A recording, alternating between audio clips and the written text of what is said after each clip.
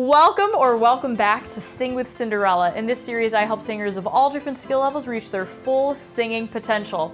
In today's episode, I'm going to be sharing with you my top strategies and techniques for the absolute best sounding self-tape. I'm going to be sharing with you my top strategies that I have developed over the course of my self-tapes in different virtual audition settings, taping right at home, working with what you have. And so with those experiences, I just like to share what I've learned from that and how you can make the best looking, best sounding, absolute best representation of yourself in your self-tape.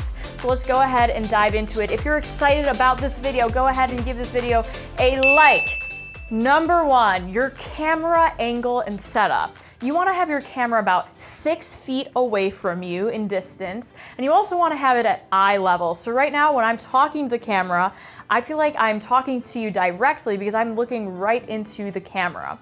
So that is your ideal point. You want it to be at eye level. Also, for the framing purposes, that's going to give you the best look. Be careful of headroom. Right now, I have a little bit too much headroom, but that's because I'm filming a YouTube video and I purposely put captions up there and things like that. But if I'm doing a self-tape, I would actually crop that a little bit so that there's less headroom. It's more about you. They're there to see you audition. So it's really just about seeing you right in the center of the frame, perfectly spaced, have some even space around you in the frame. In this kind of a virtual situation, your camera, where it's sitting right there, it's like your audience member, it's your audition proctor, your judge.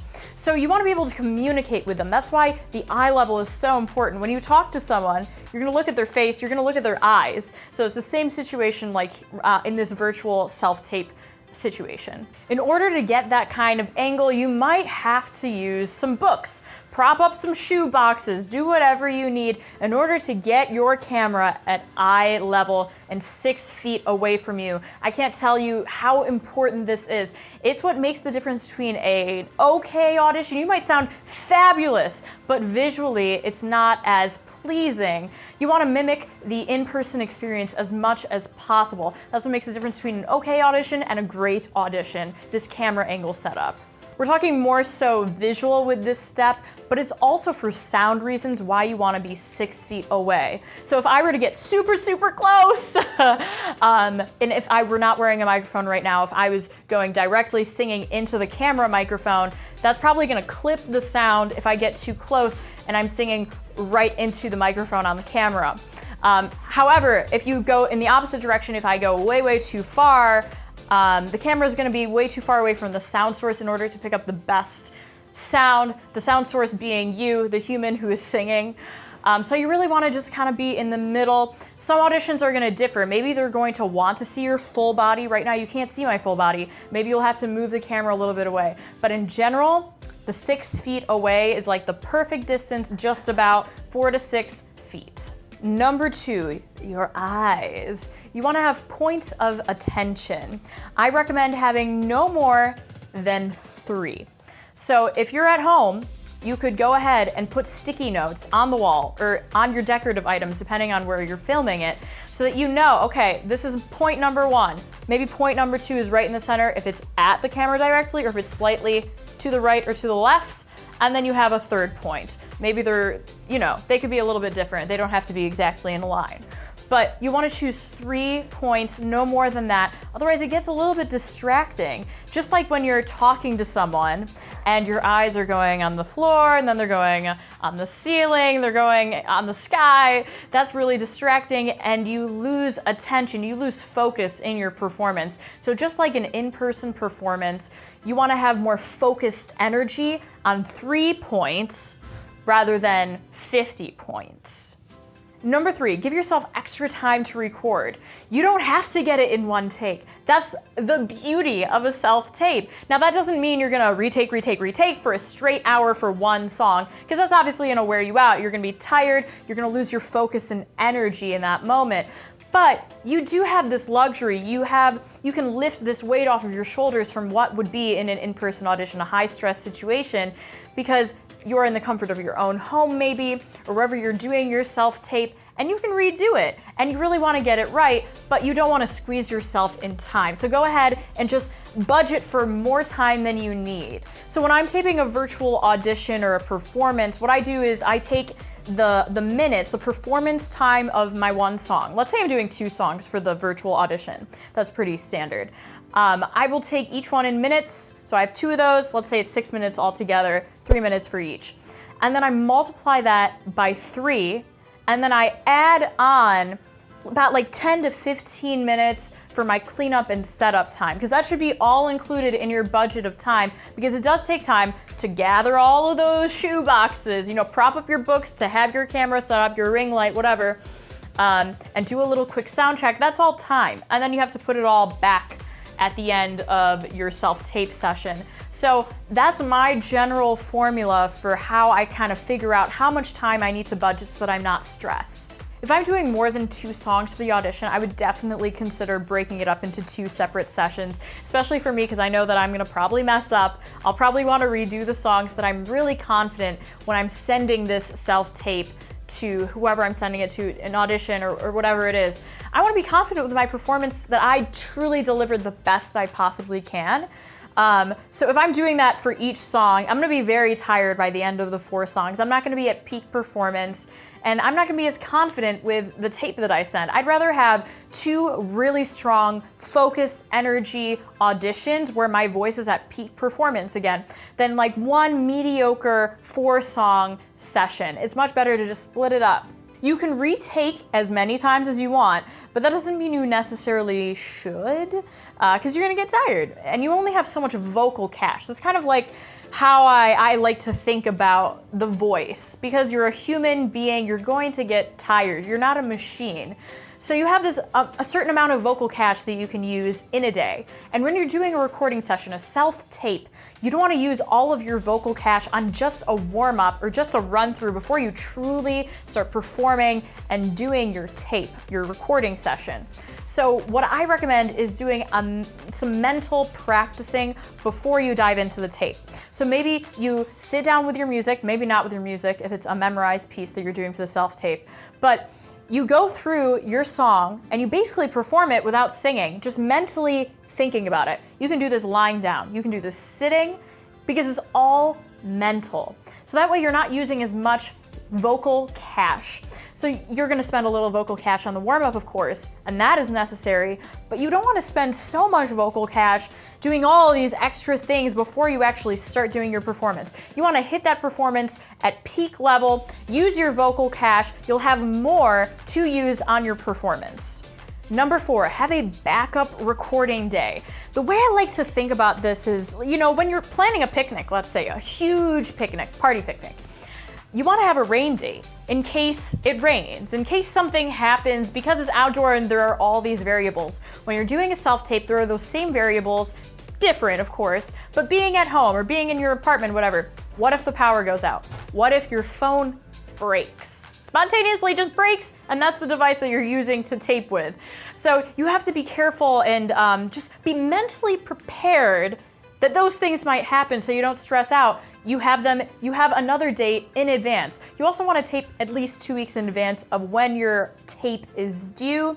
So then you have a date that's 2 weeks in advance and another date a week in advance. In case that 2 weeks in advance date doesn't work out, you wake up sick, you're just messing up so much. Maybe you're just not in the mental space that day to record, and that's okay. That's why you have that backup day. And the backup day doesn't have to be a week from that. Maybe it's only like 2 or 3 days. It's whatever you prefer and whenever you're available. But the point is, you want to have 2 dates so that it just puts you at ease and feel comfortable. Like, okay, if this date doesn't work out, if you are sick, that's why you want to have like a few days of a buffer so that you can actually get better if you are sick for that date. There's also some dangers in having 2 separate sessions set up, because in your first session, you might be taping and you're messing up and you're just frustrated with yourself and you're like, you know what, it's fine because I'm not gonna give my best performance. I'll just go ahead. At this point, I'll retake it at my next session. You don't wanna think about it that way. It's truly a backup day. You shouldn't have to use it unless you have to. It's just there in case.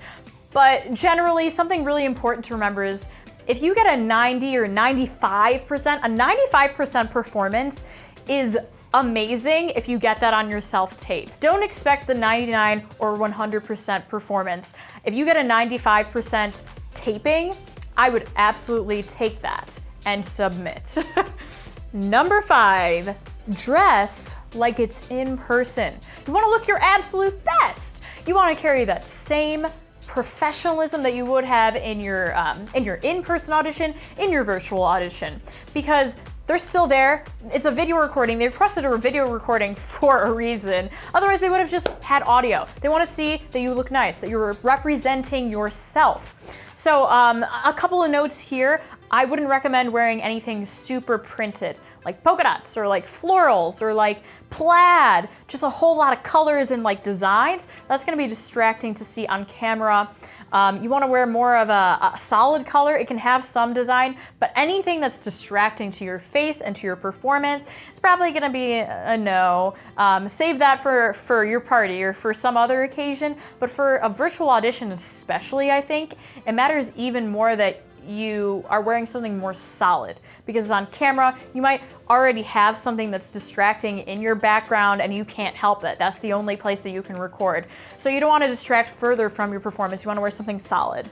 Also, appropriate attire. If you wouldn't wear that certain outfit to your in-person audition, don't wear it for your virtual audition. A pretty good rule to go by.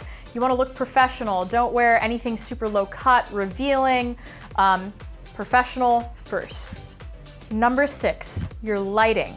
You want to look your absolute best. The lighting can make a huge impact on your visual performance, the visual aspects of the self-tape. Because after all, you're performing, right? You're performing for these people. They want to see the expressivity and all these facial things that are happening. They're not going to see as much of it if you're in a dark, gloomy corner. Not that you are, I mean, that's an extreme, but your lighting is so important because of that aspect, but also it just makes everything look better, more professional, and it elevates the level of your performance. Without really intending to, it will make your performance look better. I really recommend you invest in a ring light or some soft lighting, softbox lighting, also known as beauty lighting. And those are 2 really great options. If you don't want to spend any money, you just want to do with what you have, use the window.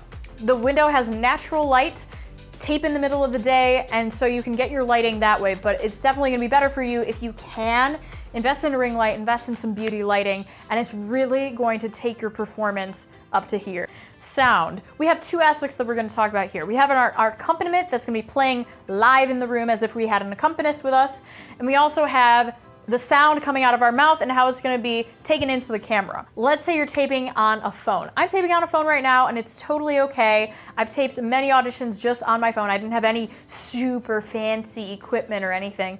You wanna work with what you have. So I'm working with what I have right now, and let's say you're doing the same. Here are my recommendations for taping with a phone. You wanna have the best sound quality possible, right? So right now I'm wearing a microphone. This is not for singing though. If I were to sing, it's actually a pretty good option to have one of these, but you don't wanna wear it during your audition. You can put it right by your iPhone so that it's gonna be significantly better sound quality. It's gonna pick up your voice a lot better than if you're just singing to your phone, because your phone is not meant to pick up singing. It's meant to pick up your voice, yes, when you're talking over the phone and such, but for singing, it's gonna pick you up a lot better. And also because of your distance here. The phone is designed for, like this. Do people even talk on the phone these days? Anyways. So you have that external plug into the phone microphone option. You also have your AirPods option. This is really great because of the portability aspect for some certain styles. Let's say you're doing like a musical theater piece and you're talking and you're moving around. If you had like a bunch of wires around you and you're somehow hiding a microphone on your body, it's not gonna be very good for you. The AirPods, it's portable. You're not gonna wear both of them so that you can hear the accompaniment in the other ear, have that open and just have the one. But what's nice about it is that it's gonna be a lot closer to your mouth than the camera would be. So it's gonna pick up your sound a lot better, but of course you wanna do a level check. You wanna do a sound check before you really dive into your recording session, because what if you get to the end of it, you recorded 4 songs and they all sound bad? That's why it's really important that you do a sound check. You check the level of your Bluetooth speaker that hopefully you're playing your accompaniment track in. on.